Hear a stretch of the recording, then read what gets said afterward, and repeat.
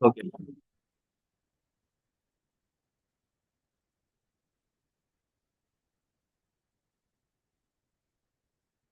Okay. अस्सलाम वालेकुम। आज का ये टॉपिक है ना, ये बड़ा इंटरेस्टिंग टॉपिक है। ठीक है। तो इसका बड़ा रोल है आपकी ना प्लांट्स की एवोल्यूशन के अंदर। हम प्लांट्स को क्यों स्टडी करते हैं? प्लांट को स्टडी करने के लिए की वजूहात क्या हैं? क्या होता है प्लांट्स को? और डिफरेंट जो प्लांट की एवोल्यूशन कैसे हो रही है, ठीक है, इसके बारे में। और उसको स्टडी करके हम क्या क्या रिसर्च कर सकते हैं। ठीक है। तो क्वेश्चन ये है कि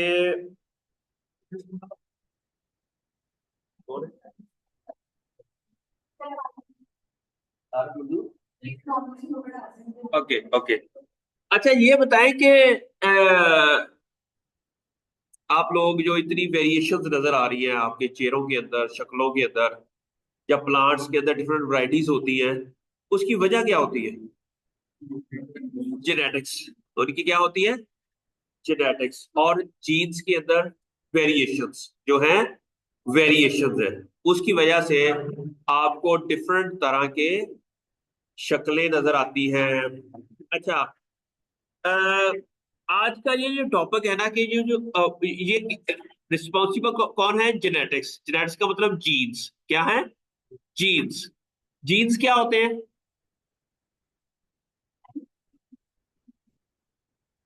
यूनिट ऑफ इनहेरिटेंस, और इसका एक खास फंक्शन होता है। ठीक है। वो एक प्रोटीन बनाते हैं, फंक्शनल प्रोटीन बनाते हैं। अब क्वेश्चन ये है कि जी जीन आए कहां से?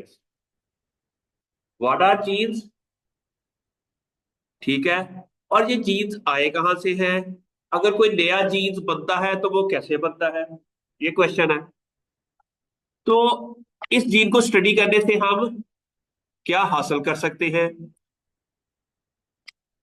हॉर्टिकल्चर के अंदर इसका क्या रोल है, इस जेनेटिक एनालिसिस का? ठीक है। Why there is a need to study genes. ठीक है। अगर कोई नए जीन्स बनते हैं तो वो कैसे बनते हैं? और आपको पता होगा कि टोमेटो और potato, they both belong to same family है। पोटैटो का फ्रूट देखा है कभी आप लोगों ने? पोटैटो का।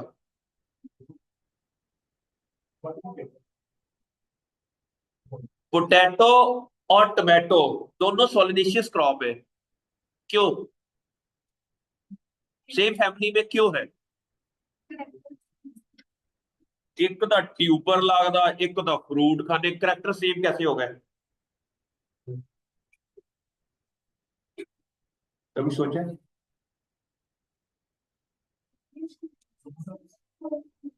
अच्छा, टोमेटो का जो फ्रूट होता है उसको आप कहते क्या है? बेरी। पोटैटो के फ्रूट को क्या कहते हैं? Tuber is not a fruit. Fruit किसे कहते हैं? What is the definition of fruit? Ripened ovary, ये होता है फ्रूट। तो पोटैटो का फ्रूट क्या होगा? वो वेजिटेबल तो है, लेकिन अब बैंगन भी तो वेजिटेबल है। उसका फ्रूट होता है। गाजर नहीं होता उसका फ्रूट है। अच्छा। हर प्लांट का जो लाइफ साइकिल है उसके अंदर सीड्स है। अगर एंजियोस्पर्म की बात करें, तमाम एंजियोस्पर्म जो होते हैं उनके अंदर सीड होता है। सीड सोइंग करते हैं, वेजिटेटिव ग्रोथ होती है, फिर फ्लावर बनता है, फ्रूट बनता है। ये एक लाइफ साइकिल है पूरा। प्लांट का लाइफ साइकिल, स्पेशली एंजियोस्पर्म का, उस वक्त तक पूरा नहीं होता जब तक ये सारा प्रोसीजर कंप्लीट ना हो। अब प्लांट के अब आपको पता है कि पोटैटो का भी फ्रूट होता है। पोटैटो के जो सीड्स होते हैं, जो हम नेदरलैंड से मंगवाते हैं अक्सर, वो क्या होते हैं? उसके अंदर फ्रूट होता है। उसका फ्रूट भी एग्जैक्टली बेरी होता है। जिस तरह टोमेटो का पेरी होता है, पेरीज लगती है बकायदा, और वो एडिबल नहीं होता, इनएडिबल होता है। पोटैटो का भी फ्रूट क्या होता है?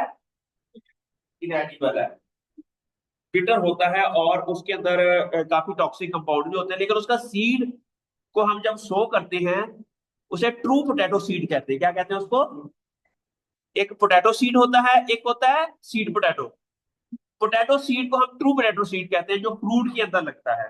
जो सीड पोटैटो होता है वो ट्यूबर को कहते हैं। पोटैटो मेरी बात की समझ आई ना? You should know the difference between the difference what is a true potato seed and what is a potato seed। ठीक है। तो अब क्वेश्चन ये है कि पोटैटो के अंदर ट्यूबर बन गए,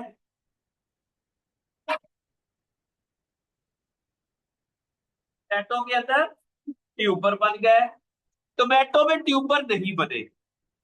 वाई?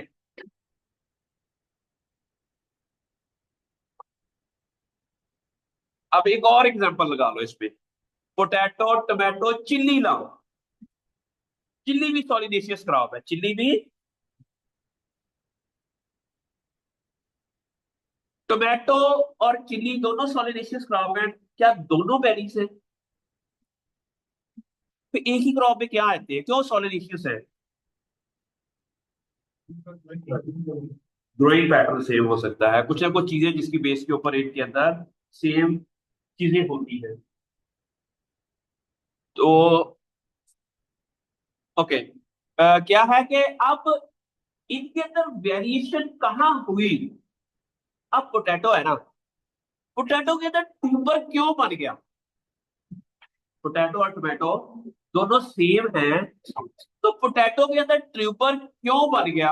हालांकि दोनों के अंदर फ्रूट्स बनते हैं, दोनों के अंदर फ्रूट्स बनते हैं, बेरीज हैं दोनों, लेकिन पोटैटो में ट्यूबर बन गया, टोमेटो में ट्यूबर क्यों नहीं बना? एक और एग्जांपल है। आजकल लोगों ने ये आइडेंटिफाई किया है कि चिलीज वाले जो जीन्स है ना,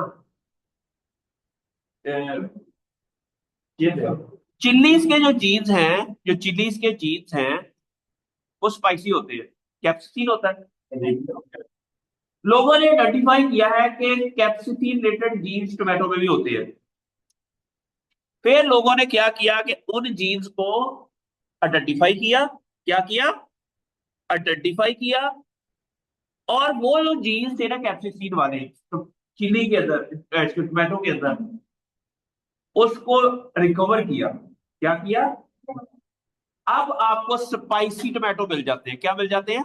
स्पाइसी टोमेटो का मतलब है उसके अंदर कैप्सिसिन कंटेंट थोड़ा उन्होंने बढ़ा दिया, लेकिन वो कैसे बनाया? क्योंकि दोनों के अंदर वो जीन्स थे, टोमेटो के अंदर भी पोटैटो के अंदर भी, दोनों के अंदर क्या थे? जीन्स थे, लेकिन वो थे सुप्रेस थे। क्या थे? सुप्रेस्ड थे, रिसेसिव थे। क्या थे? क्या थे? रिसेसिव, लेकिन जीन्स थे। लेकिन अब मैंने बताया ना कि अब क्वेश्चन ये है कि why a one plant they become same family के बिलोंग करते हैं बट डिफरेंट बिहेव क्यों करते हैं? उसके अंदर ट्यूबर है, उसके अंदर ट्यूबर नहीं है। टोमेटो के अंदर चिली भी belong to same family, but but why there is a capsaicin in chillies and not in tomato? उसका आंसर, अब ये सारा काम कैसे होता है, क्या हम स्टडी करके इस जो नेचर के अंदर ये जो एक सीक्रेट है, क्या इसको हम आइडेंटिफाई कर सकते हैं कि पोटैटो ट्यूबर क्यों प्रोड्यूस करता है और टोमेटो के अंदर ट्यूबर नहीं हो सकता? ठीक है, तो इतनी वो कहानी सारी क्या है? जीन्स की कहानी क्या है?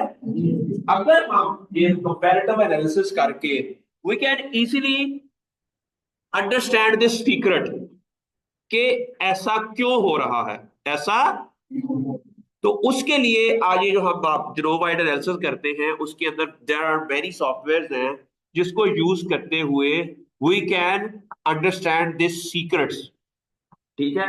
अब ये है कि अब जीन्स नए बनते कैसे? क्वेश्चन ये है कि नए जीन्स बनते कैसे हैं।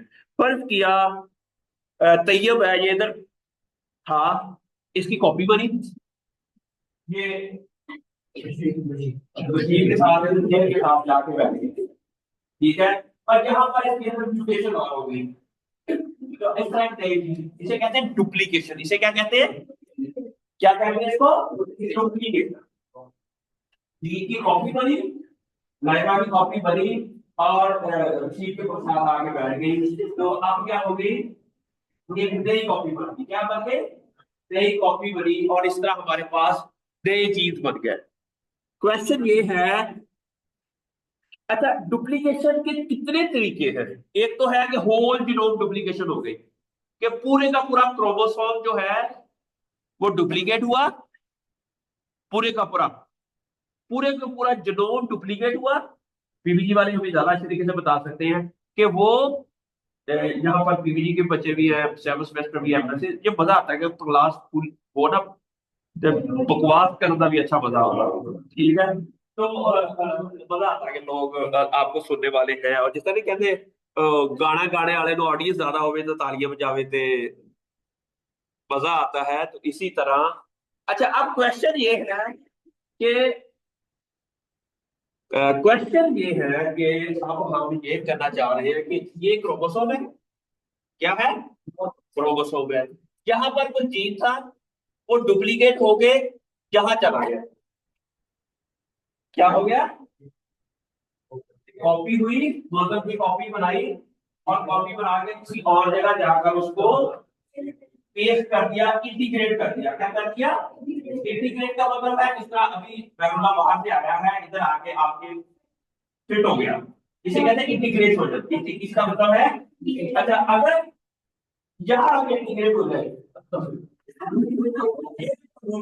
ये ऑपरेशन है वो ये टर्मिनेट हो, और इधर इधर प्रमोटर और ऑपरेटिंग सिस्टम के दरमियान में आगे ये चीज, तो क्या हो गया, इस बी का फंक्शन सत्यानाश कर दिया, ठीक है, इम्पॉसिबल है, तो पॉसिबल कर, ठीक है, तो ये पॉसिबल कर लिया, ठीक है।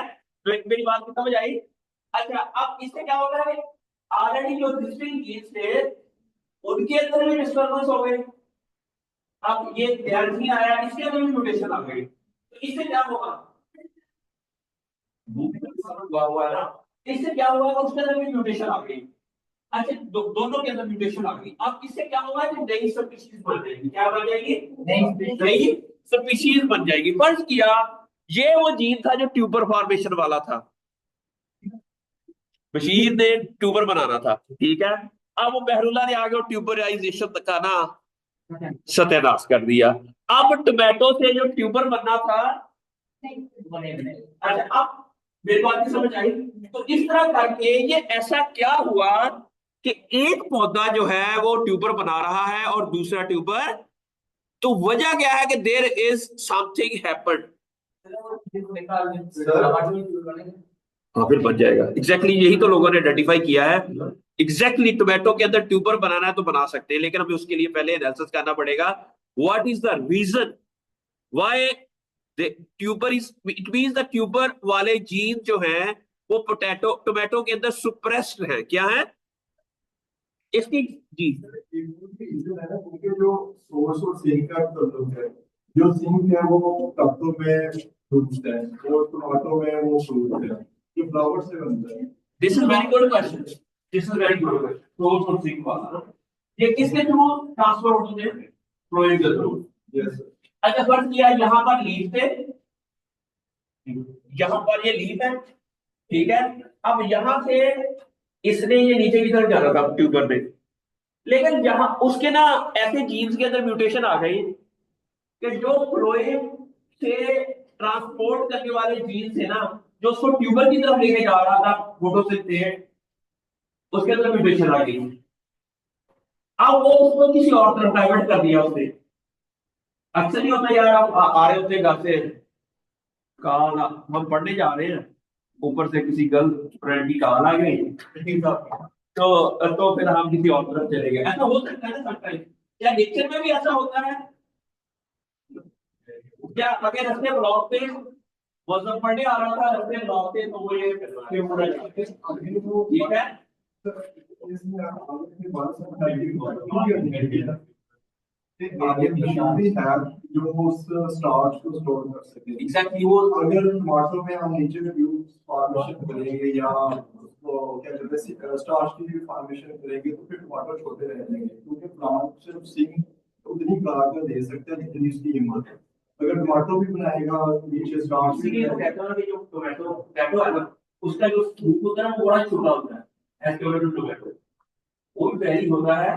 लेकिन लेकिन अभी ये रीजन नहीं है ना, मैनी अदर रीजन के फ्लोइंग के अंदर ट्रांसपोर्टेशन के अंदर प्रॉब्लम आ गया, उसका कोई ना कोई चीजें पॉसिबिलिटीज है, तो कुछ ना कुछ चेंज आ गया उसकी जीन्स के अंदर, और जिसने आइदर उसकी ट्रांसपोर्टेशन ऑफ फोटोसिंथेसिस को डिस्टर्ब कर दिया।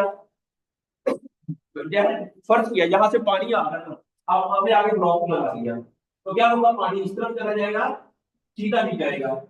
जैसे आप नेचर के अंदर कोई ना कोई डिस्टर्बेंस से एक नई से नई चीजें बन रही होती है। मेरी बात की समझ आ रही है? उससे क्या होता है? जी जी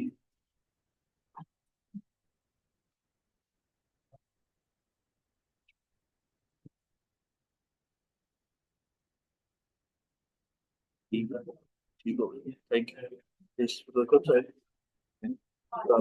थैंक यू थैंक यू। अच्छा अब है, ये होता कैसे है, ठीक है। अब इसके लिए हमें जीन डुप्लीकेशन जो है फंडामेंटल है, ये प्लांट एवोल्यूशन, प्लांट की एवोल्यूशन जब हो रही है तो उसके अंदर जो सबसे बड़ा इंपॉर्टेंट फैक्टर क्या है, जीन की डुप्लीकेशन। जीन की डुप्लीकेट हुआ, दूसरी जगह गया, और उससे दैट इंक्रीजेस जेनेटिक डाइवर्सिटी, उसकी वजह से क्या होती है, नई से नई जेनेटिक डाइवर्सिटी इंक्रीज हो रही है। कॉपी तो बनी है, मैंने कहा ना कि ये कॉपी जब आपके पास आई तो आपके अंदर चेंज आ गई, पूरी स्पीशीज पूरी के अंदर चेंज आ गई, बट ये आप ट्यूबराइजेशन वाले जीन से, ठीक है। अब नई जब सीड बनेगा उससे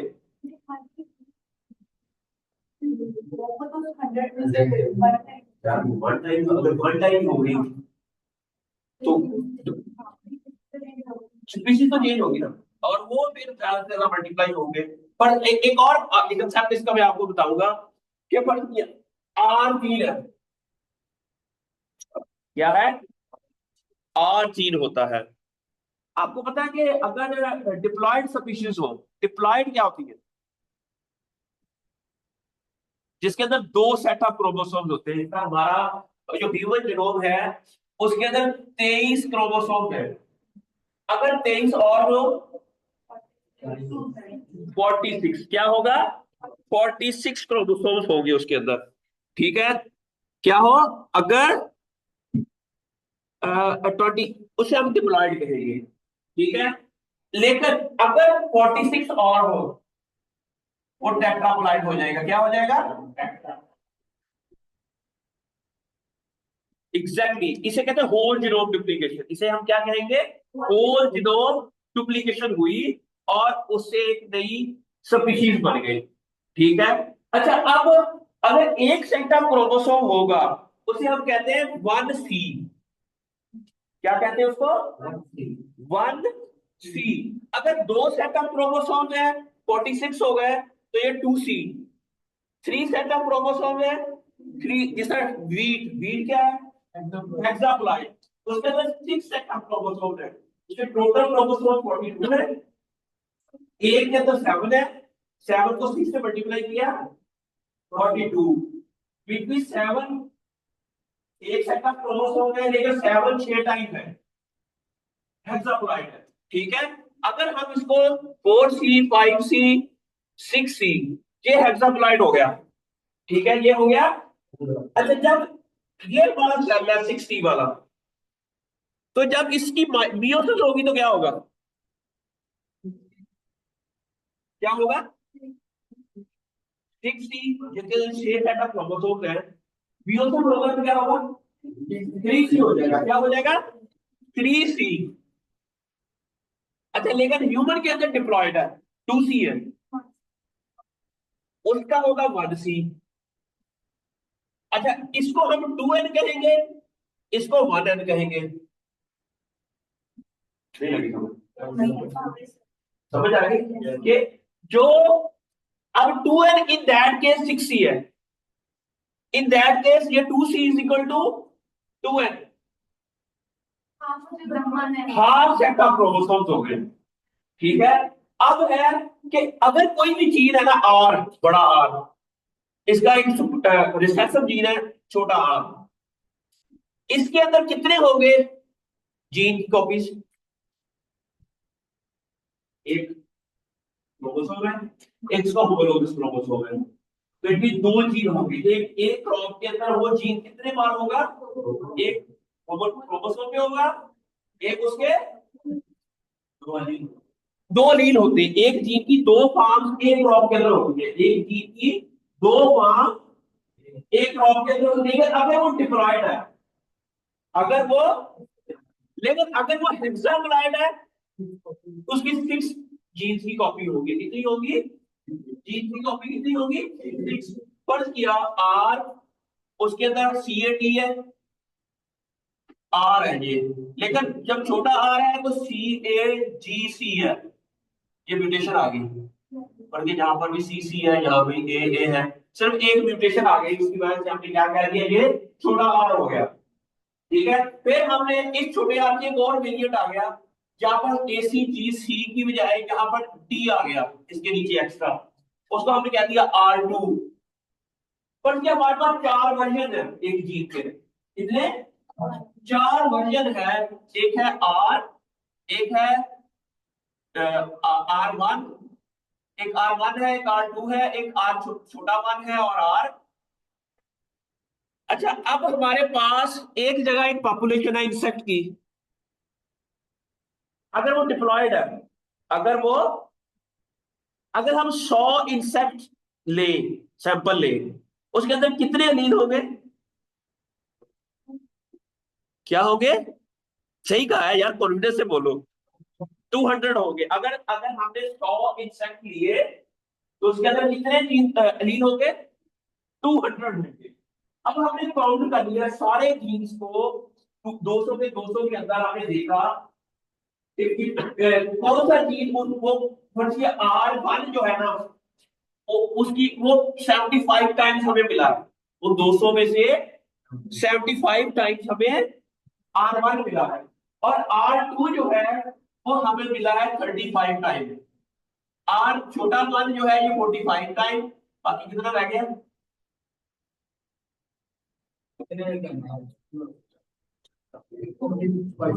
65। 200 में से 65 टाइम जो है वो हमारे पास R2 है। अब हर एक की फ्रीक्वेंसी हमें कैसे पता चलेगी? 75 है ना, इसको डिवाइडेड बाई 200 करो, भजिया करो तो 75 डिवाइडेड बाई 200, उसकी फ्रीक्वेंसी हो जाएगी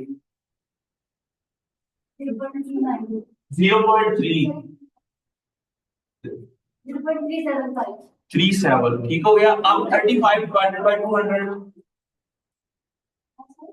ये फ्रीक्वेंसी हो जाएगी इसकी ना 0.17। ठीक है, 45 से 0.225, फिर 65 में 0.325। अब सबसे ज्यादा फ्रीक्वेंसी किसकी है? ये वाली। अब एक पॉपुलेशन है, उस पॉपुलेशन के अंदर सबसे ज्यादा फ्रीक्वेंसी R1 जीन की है। अच्छा, अब वहां पर इंसेक्ट्स के ऊपर कोई डिजास्टर आ गया, कोई लावा फटा, या कोई हमने इंसेक्टिसाइड की स्प्रे की। अब क्या हुआ कि ज्यादातर जो R1 वाले थे ना इंसेक्ट, या छोटा R1 वाले कुछ किया है, ये R2 वाले ज्यादातर जीन वाले जो इंसेक्ट थे ना वो किल हो गए। क्या हो गए? कुछ के हमारे पास अब देख जो देख, अब हमने दोबारा उस पॉपुलेशन में से दोबारा से इंसेक्ट्स लिए 200, फिर 100 सैंपल लिया। हमने क्या किया?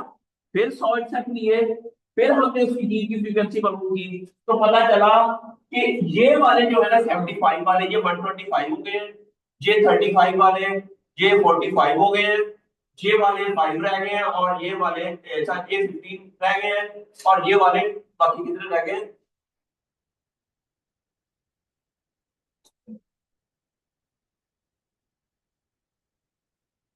ये 35 है, ठीक है। अब इट मीन इसकी फ्रीक्वेंसी जो है कम हो गई, इसकी फ्रीक्वेंसी जो है, इसे कहते हैं जेनेटिक ड्रिफ्ट। इसे क्या कहते हैं? इसे क्या कहते हैं? जेनेटिक के अंदर ये आप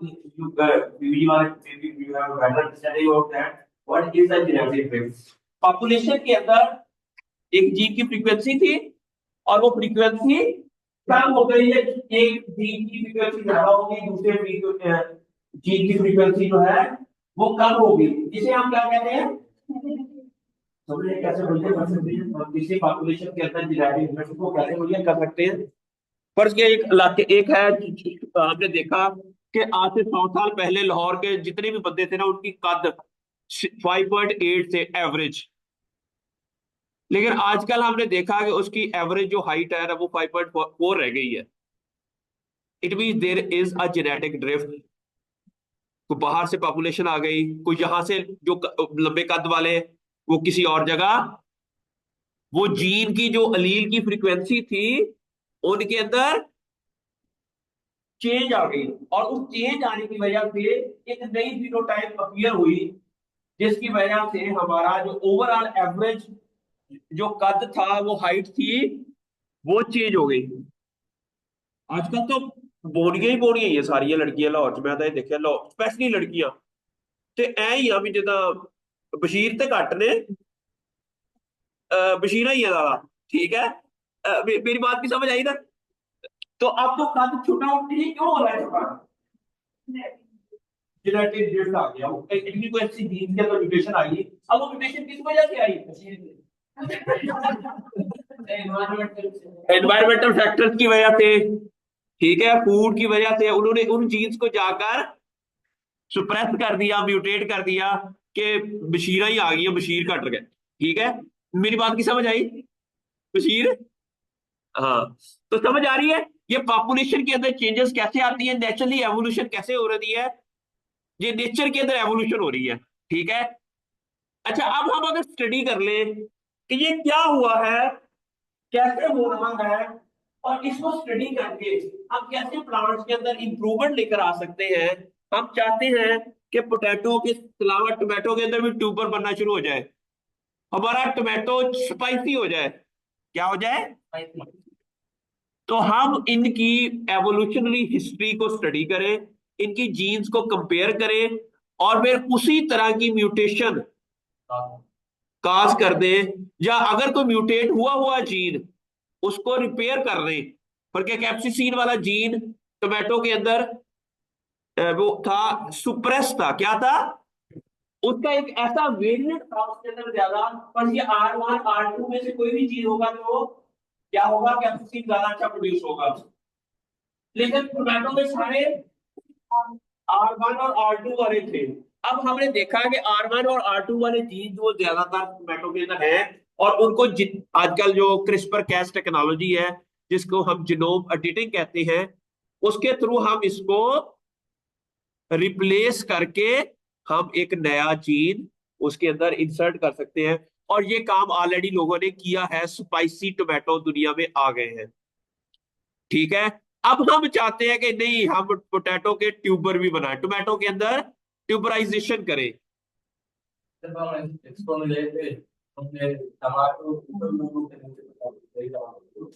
हाँ, वो कैसे हो सकता है नहीं? हो सकता है। वो पोमैटो, उसको पोमैटो कहते हैं, क्या कहते हैं? अच्छा, चेरी टोमेटो के ऊपर नीचे वो उन्होंने ग्राफ्टिंग की होगी। ये ना कामयाब नहीं है, क्योंकि दोनों का जो टेम्परेचर है रिक्वायरमेंट वो डिफरेंट है। अगर जब फ्रूट बनना शुरू हो जाता है ना, जब वेजिटेटिव ग्रोथ, अच्छा, जब रिप्रोडक्टिव ग्रोथ शुरू होती है ना, तो वेजिटेटिव ग्रोथ स्टॉप हो जाती है, ऐसे नहीं? ये दो सीख के इसको काट देंगे। दोनों छोटे छोटे होते हैं, दोनों छोटे ठीक है। तो बस किया आपने कार में एक छोटा सा आलू खाना है, छोटा सा टमाटर खाना है, एक बंदा है थोड़ी को देख ठीक है, तो वो सही नहीं है भजिया। तो प्राइस भी अच्छी बनेगी, हाँ ये है।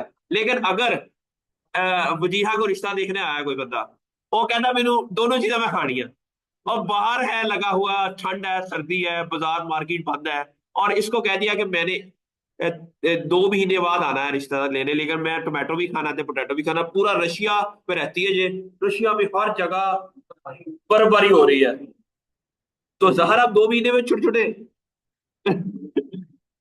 आप ये हॉर्टिकल्चरिस्ट है, इसको पता है कि मैंने कैसे ग्रो करने हैं, तो एदा रिश्ता नहीं टूटता इस वजह ना।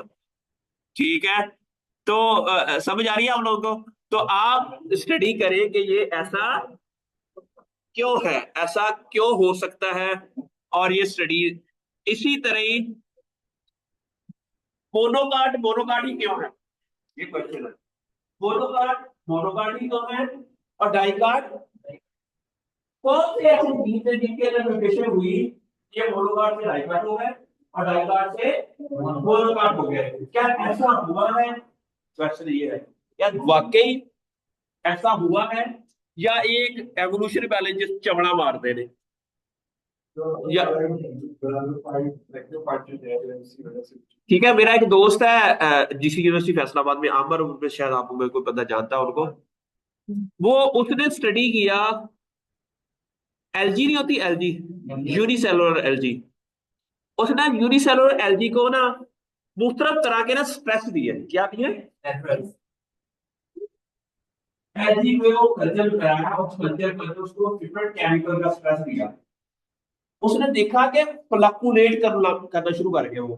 फ्लक्चुएशन क्या मतलब है, कई यूनिसेलुलर सेल ना कच्चे कच्चे कॉलोनाइजेशन होनी शुरू हो गई, और उसके बाद वो मल्टीसेलुलर की तरफ, इट मींस यूनिसेलुलर मल्टीसेलुलर की तरफ तब गए होंगे जब उनको लगा कि हम मरने वाले हैं, हम कोऑर्डिनेशन में,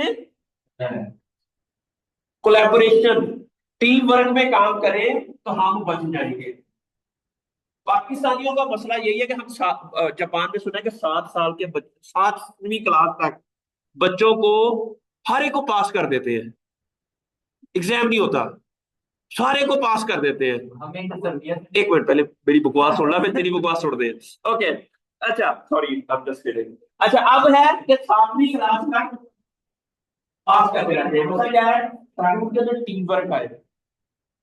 जब वो कंपटीशन में आ जाते हैं ना, तो आप कह रहे हैं, लाडा कहती है कि ऐसा मेरी दुश्मन है, मैंने इससे आगे, वो हम एक दूसरे को नीचा दिखाने के चक्कर में चले जाते।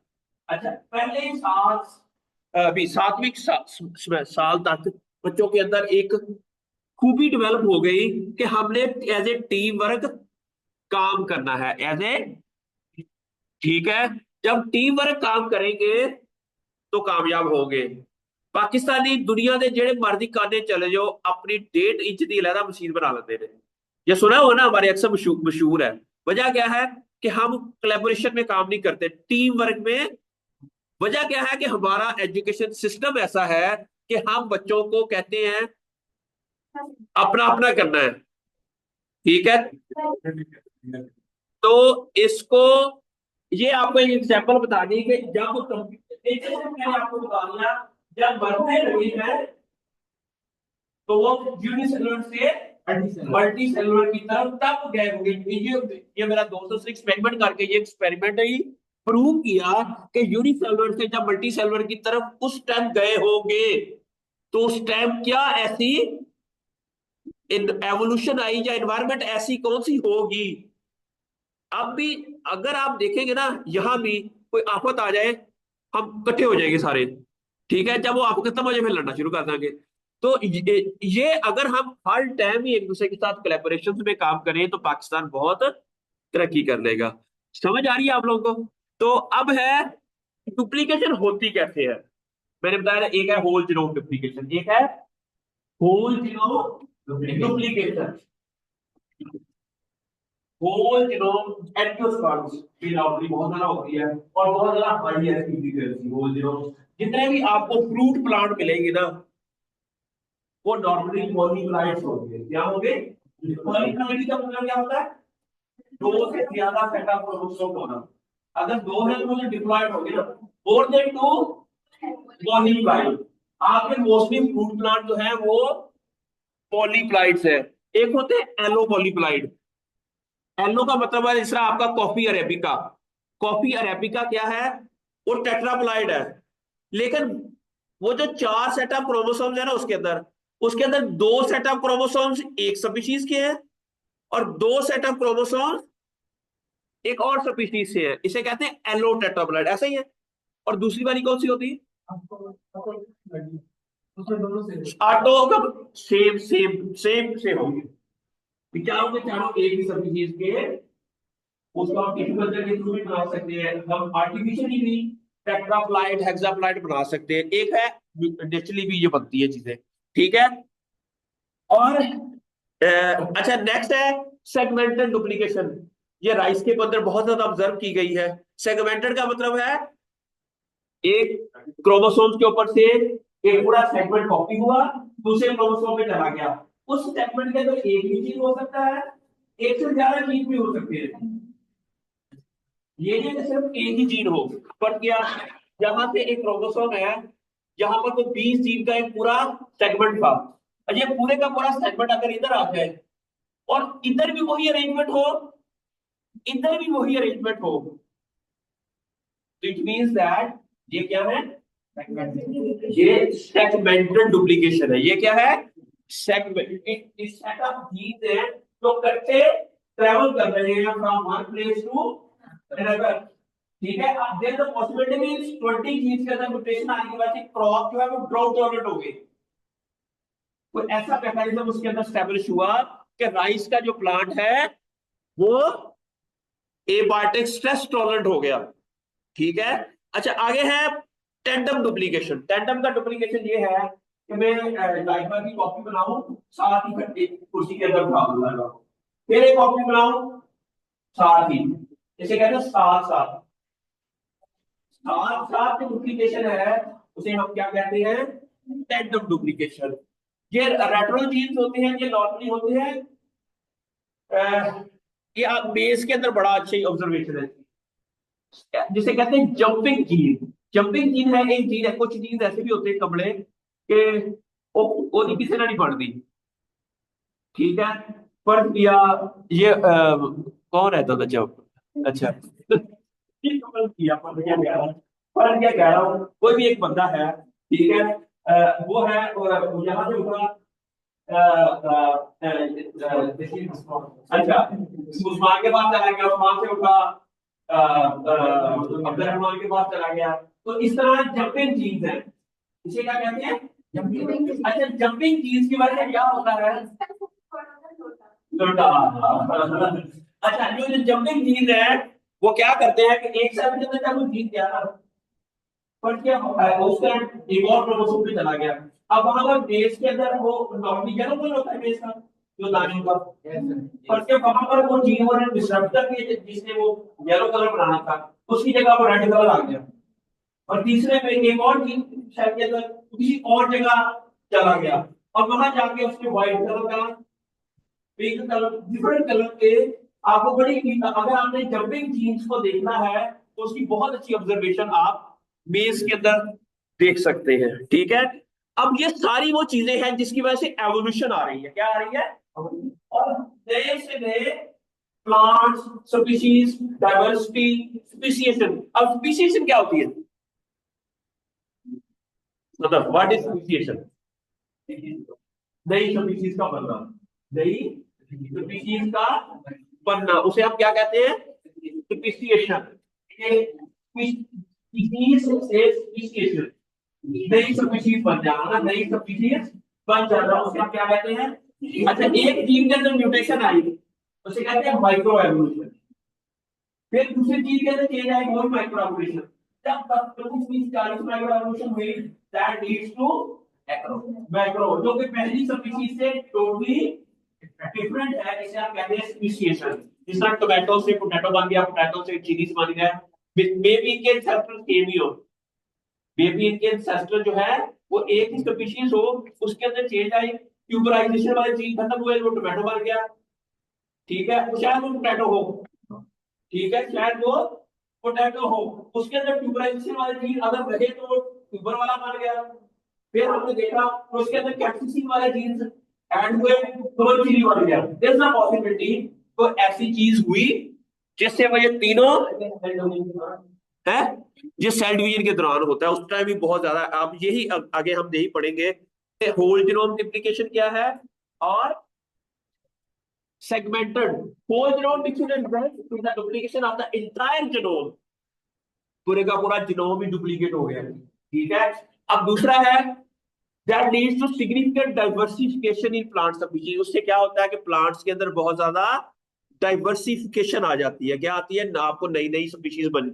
फिर आ गई सेगमेंटेड डुप्लीकेशन, वो क्या है? Segmented involve the duplication of the large genomic segments contributing to gene family expansion and, इसीलिए कहता हूं ना कि डॉग जीन जो है वो लेटस के अंदर है 8, टोमेटो के अंदर 35, रैपिडोप्सिस के अंदर है 36, ऑलिव के ऊपर हमने काम किया 49 है, इसी तरह ही सॉर्गम बाइकलर के ऊपर काम किया वो 73 है। अब ये हर प्लांट के अंदर डॉग जीन डिफरेंट क्यों है? इट मीन जिनके अंदर डुप्लीकेशन इवेंट ज्यादा होते हैं उनके अंदर ज्यादा नंबर ऑफ जीन है, उनके अंदर उस स्पेशली उस जीन फैमिली के मेंबर्स ज्यादा है एज कंपेयर टू उन स्पीशीज के अंदर जिनके अंदर डुप्लीकेशन, सेगमेंटेड डुप्लीकेशन, ये टेंडम डुप्लीकेशन कम होती है।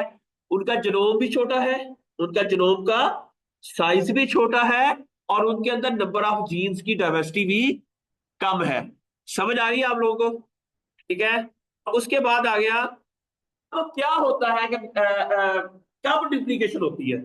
ये वो अभी वो कौन कह रहा था, आप कह रहे थे? अच्छा, आप दिखा दें कि रेप्लिकेशन के दौरान एरर आता है, क्या आता है? जब माइटोसिस हो रही होती है, जब मियोसिस होती है तो सारा डीएनए डुप्लीकेट कर रहा होता है, क्रोमोसोमल डुप्लीकेशन होती है, उस दौरान ये लिखा हुआ error during DNA replication can lead to duplication events. ठीक है, और उसे क्या कहता है? That producing extra copies of genes and altering genomic structure, तो पूरी की पूरी जो जीनोम की स्ट्रक्चर है वो उससे चेंज हो जाती है, अल्टर हो जाती है। ठीक है, और दूसरा है अनइक्वल क्रॉसओवर। अब क्रॉसिंग ओवर क्या होती है?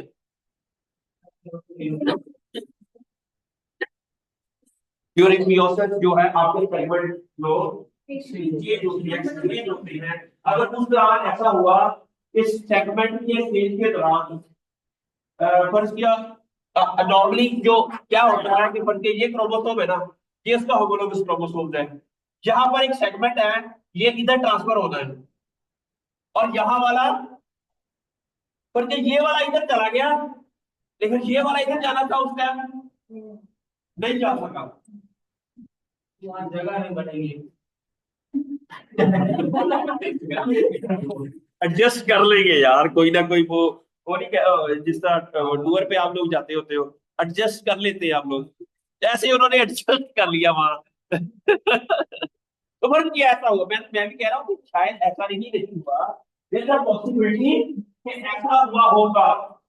ठीक है, समझ आ गया आप लोगों को? तो अब क्या हुआ कि अब जीन, अब ये वाला क्रोमोसोम से पॉलीग्रेन बना और वो फर्टिलाइज हुआ और नई जनरेशन में देखना म्यूटेशन आ गई या नई जीन्स उसके अंदर ऐड हो गए। ठीक है, तो इस तरह उसके अलावा ट्रांसपोजेबल एलिमेंट्स वो भी मैंने बता दिए कि ट्रांसपोजेबल एलिमेंट कौन से होते हैं? जंपिंग जीन्स, जो जंपिंग जीन्स है वो एक जगह से दूसरी जगह, दूसरी जगह से तीसरी, क्या लिखा हुआ है यहाँ पर?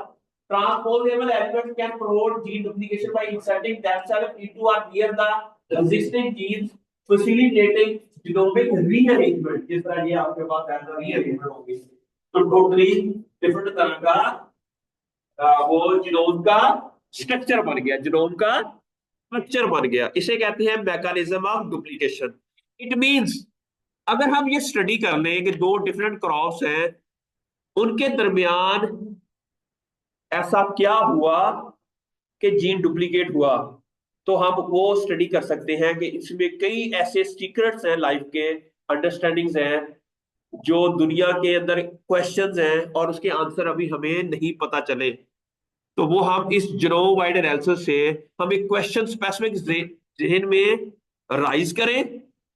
जिस तरह हम क्लाइमेक्टेरिक और नॉन क्लाइमेक्टेरिक फ्रूट की बात कर रहे थे कि क्लाइमेक्टेरिक फ्रूट क्लाइमेक्टेरिक क्यों है। जी Junaid, why climacteric fruit is a climacteric, we call it a climacteric.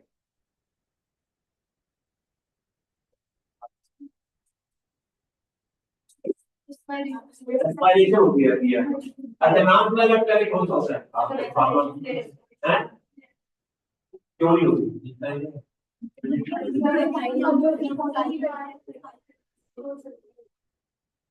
ऐसा क्यों होता है? नेक्स्ट क्वेश्चन आप लोगों ने बताया कि आप हार्वेस्ट हो जाते हैं उसका आंसर नहीं, बड़ा लगता है होता है उसके अंदर एक्सपायरेशन भी होती रहती है, फाइलिंग भी बनती रहती है, लेकिन नाम प्लान कैपिटल में ऐसा नहीं होता। क्यों? उसको लॉक देता है तो हाँ, उनके अंदर उसके अंदर आल्टरेशन होगी होगी होगी होगी, लेकिन अब तक तो खबर नहीं है ऐसा क्या हुआ है। लोगों ने सिर्फ अभी तक ये दर्शन किया है कि रेस्पिरेशन नहीं हो रही, फाइलिंग ही हो रही, लेकिन उसकी जेनेटिक बेसिस के ऊपर अभी तक नहीं गए। तो even this is topic of immense interest के why climacteric fruit are climacteric fruit and why banana के अंदर ऐसी क्या चीज है कि उसको क्लाइमेक्टेरिक बनाती है और ऑरेंजेस को नॉन क्लाइमेक्टेरिक बनाती है। स्ट्रॉबेरी क्या है? Non climacteric. बनाना क्या है? Citrus. Apple. Apple. Apple is a climacteric fruit, ठीक है। अब ऐसा क्यों है, ऐसी क्या ऐसी चीज आई उसके अंदर कि दे बिकम क्लाइमेक्टेरिक, एंड अब हम वो चीजें अंडरस्टैंड करें और वो जीन्स बनाना के अंदर ऐड कर दें। Can we make a banana a non-climacteric fruit? Answer is yes, by understanding the genes that how they express, when they are expressed, under what condition they are expressed, उनके अंदर jeans कौन से, उसकी diversity क्या है, और उनको हम स्टडी करके we can easily convert a non climacteric fruit into a. Recently आपको एक बात हो, हमारा इसराइल के साथ बड़ा इख्तलाफ है, लेकिन इसराइल ने रिसेंटली एक कावा, कावा क्या है?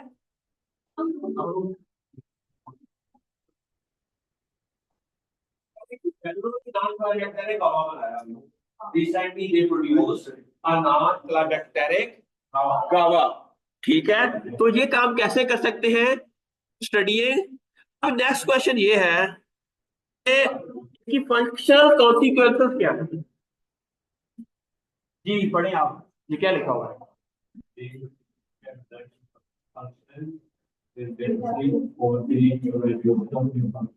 क्या मतलब रिडंडेंसी क्या होती है?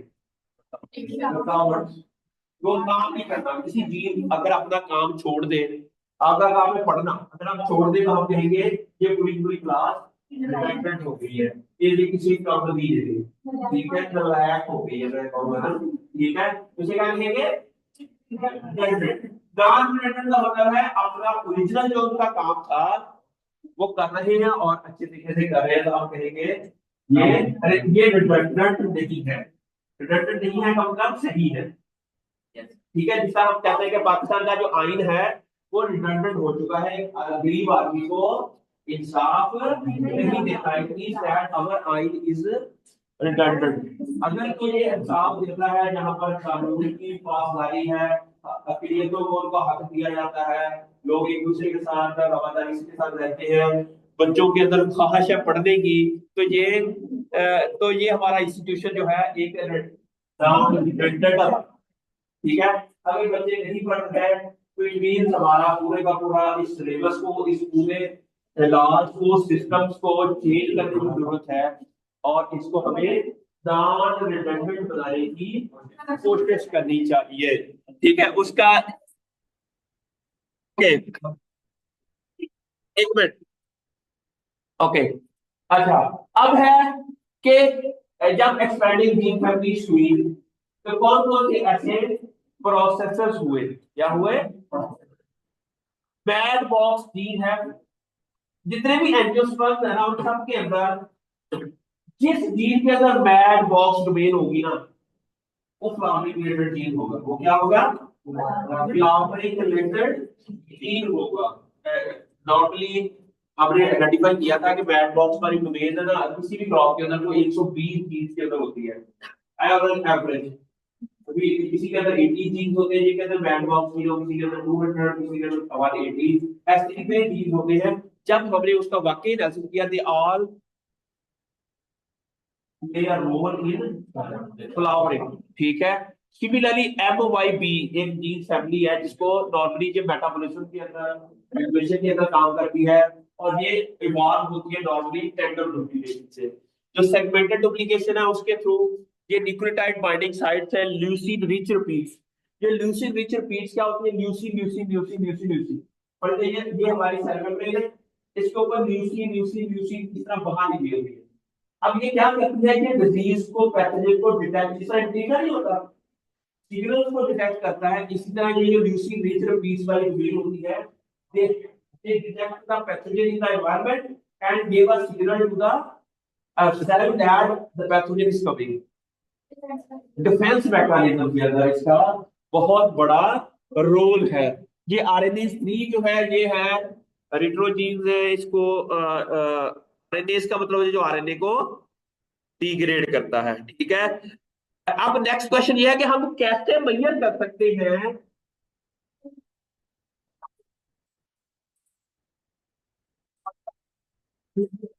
चले जी, ये हो गया। आपको नेक्स्ट आपके क्लास में ये हम पढ़ाएंगे कि ये जो जीन डुप्लीकेशन है इसको हम कि ये मेजर कैसे करते हैं। वैसे आप लोगों को ऑलरेडी पता है के और के एस एनालिसिस क्या होता है, तो इसके बारे में नेक्स्ट इंशाल्लाह क्लास में